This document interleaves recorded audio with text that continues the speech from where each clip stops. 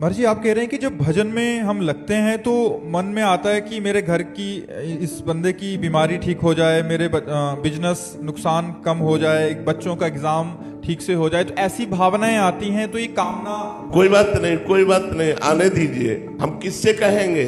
जब हम भगवान के हैं और हमारे को भगवान ने पुत्र दिया, पति दिया, परिवार दिया, तो हम किससे कहेंगे कि हमें धन चाहिए? हम किससे कहेंगे कि हमारी समस्याओं का समाधान चाहिए? भगवान सर्वशक्तिमान, सर्व ऐश्वर्यवान, सर्व ज्ञान में, सर्व वैराग्य में, सर्व प्रेम में है, तो हम अपने भगवान से ही मांगे। 4 प्रकार के भक्तों का गीता जी में वर्णन है।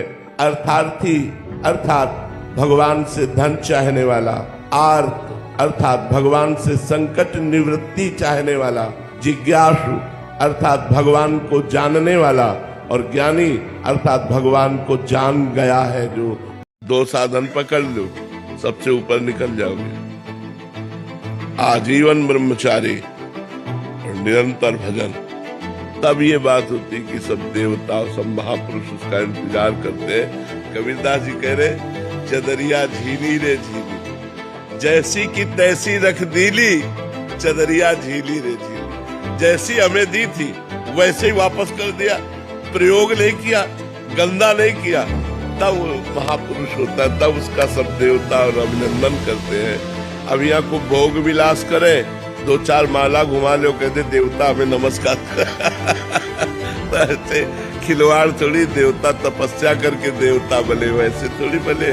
वो नमस्कार, सब कोई देवताओं का पूजन करता है, देवता भक्त का पूजन करते हैं। उस भक्त का जो भगवान में तन्मय हो चुका है, जो समस्त भोग विलासों का त्याग कर चुका है, जो किसी भी इच्छा का अनुमोदन नहीं करता। किसी से प्यार किया है सच्चा, उसके देखे बिना चैन नहीं पड़ता, उसकी बात सुने बिना चैन नहीं पड़ता। वही गली अच्छी लगती है जिसमें हमारा प्यारा होता है। अगर प्यारे का मिलन न हो तो भोजन अच्छा नहीं लगता, नींद अच्छी नहीं लगती, रात में लेटो तो वही ध्यान में आ रहा है, उसके सिवा कोई है नहीं, कुछ अच्छा नहीं लगता।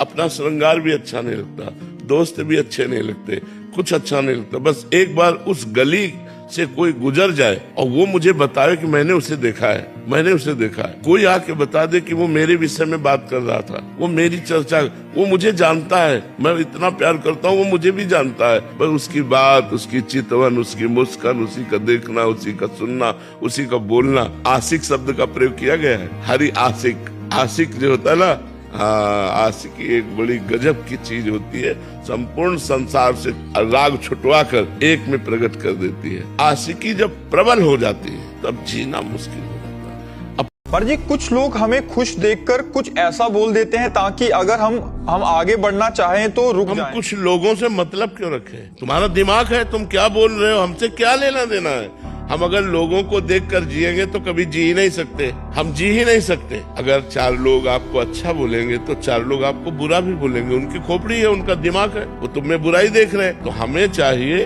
कि लोगों से मतलब नहीं रखना चाहिए, जरूरत पड़े तो लोगों का हित कर देना चाहिए। हमको अपने में जीना है, दूसरा हमको क्या कहता है। लोग परेशान इस बात में, अगर 4 वाह वाह कहेंगे तो 4 तुम्हें गाली भी देंगे। संसार ऐसा है, इसलिए हमको दूसरे से कोई मतलब नहीं रखना। अच्छा चलना है, अच्छा खाना है, अच्छा सोचना है और मस्त रहना है। हमें दूसरों से कोई मतलब, लोग तो कुछ न कुछ कहते रहेंगे, हम लोगों से कहाँ तक चुप करवा पाएंगे? किसी को नहीं चुप करवा सकते, आप किसी भी स्थिति में चुप नहीं करवा सकते। संसार का बड़ा विचित्र स्वरूप है, इसलिए हमको मस्त रहना है, हमें अपने आप में मस्त रहना। जो हमारी बात हमें जबान से भी नहीं बोलना किसी और का भरोसा, कि हम किसी का फोन नंबर लेकर के गर्व में रहे कि हमारी कोई विपत्ति आएगी तब उनको फोन नंबर कर देंगे। नहीं, सीधे श्री जी, सीधे प्रभु, प्रभु आप देख लो, आप देख लो, आप चाहो इस विपत्ति में रखो या आप चाहो विपत्ति को हटा दो, लेकिन हम दूसरे से नहीं। बने तो रघुवर ते बने, तो बिगड़े तो भरपूर,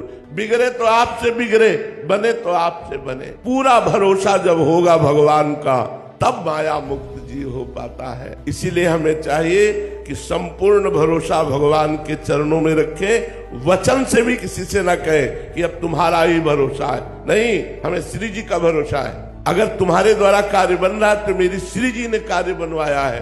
अगर हम ये मानेंगे कि तुमने कार्य किया तो हम अपने इष्ट की अनन्यता से चूक कर लेंगे, इसलिए मुझे अपने इष्ट के अनन्य रहना है।